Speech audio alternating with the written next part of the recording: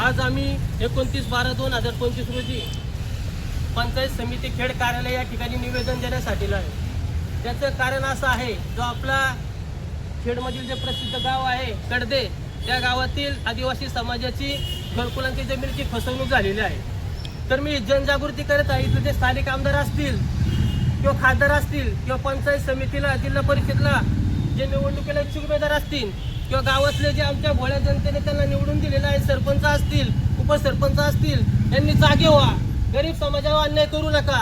आज त्यांचा मोठा घरकुलाचा प्रश्न आहे। आमदार साहेब, खासदार साहेब, त्यांच्या प्रतिक्रिया तुम्ही स्वतः ऐका। आज काहींचे उकुंडे आहेत व त्यांची घरं आहेत, हा अन्याय आम्ही सहन करणार नाही कधी पण। 5 तारखेला तर आम्ही आंदोलनाला बसणारच आहे, तरी पण तुम्ही तात्काळ आम्हाला आंदोलनाला बसायच्या अगोदर या नागरिकांच्या प्रतिक्रिया एकदा ऐका।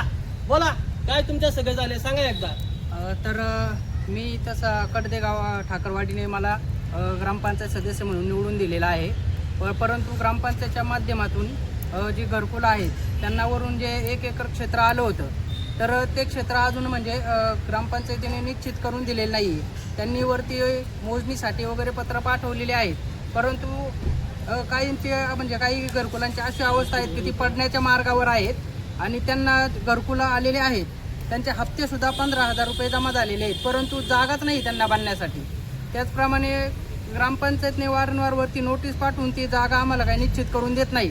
त्याच्यासाठी आम्ही येत्या 5 तारखेला जर जागा निश्चित नाही केली तर आम्ही 5 तारखेला आंदोलन करणार आहोत।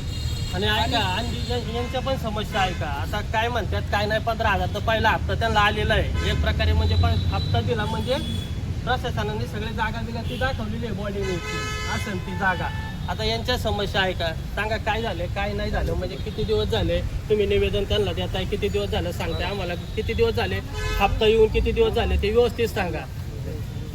या पुढे या घाबरू नका। बघा किती बोळा समाज आहे या ठिकाणी, यांना सांगायला सुद्धा भीती वाटते। स्थानिक लोकप्रतिनिधींनीच त्यांच्या मतदानाचा उपयोग करू नका। या ठिकाणी आम्ही गप बसणार नाही। आतापर्यंत तळागाळातल्या लोकांसाठी कुणी आवाज उठवत नाही, पण आम आदमी पार्टी हा पक्ष निश्चितपणे प्रत्येक तळागाळातल्या यांना न्याय मिळवून देणार आहे। आपण पण कोणालाही मतदानासाठी नुसतं मत देतो आणि त्यांना हे करतो, हे आपण पण बदलली पाहिजे भूमिका। आज आपण अनेक वर्ष निवडून दिलं का नाही या सरपंचांना यांना, आणि आज आपले बारीक पोरं यांची पुढे राहणार, यांना रोडवरती येण्याची वेळ आलेली आहे। सांगा किती दिवस झाले तुम्ही हप्ता येऊन घरकुलाचा काय काय झाले तुमच्यासाठी? 2-3 महिने झाले हप्ता येऊन पडलाय, पण घर बांधायला जागा नाहीये।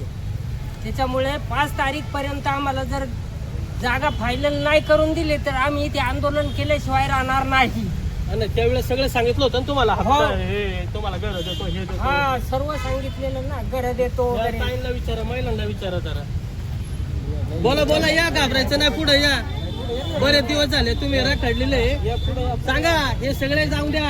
ही जनजागृती आहे, मुख्यमंत्री साहेबांपर्यंत हा व्हिडिओ गेला पाहिजे। सर्वसामान्यांचे व्हिडिओ कोण लावत नाही इथं, हे जनजागृती वरपर्यंत गेली पाहिजे। आज आपण 2026 लागेल तरी पण आता जर असा अन्याय होत असेल तर हा मोठा लोकशाहीची हत्याचे एक प्रकारची। या बोला बोला, घाबरू नका। 2 शब्द बघा किती बोळा समाज आहे, हा बोलायला सुद्धा घाबरतोय। अनेक दिवस झाले, जाऊ द्या नाही बोलू द्या, त्यांना बोलायला सुद्धा भीती वाटते। इथल्या लोकप्रतिनिधींनी तात्काळ हे ध्यानात घ्यावं आणि यांना न्याय मिळवून द्यावे। या महिलांच्या एवढ्या घाबरत्यात, आज आजींच्या डोळ्यामध्ये अश्रू आहेत, ते अश्रू बघावे।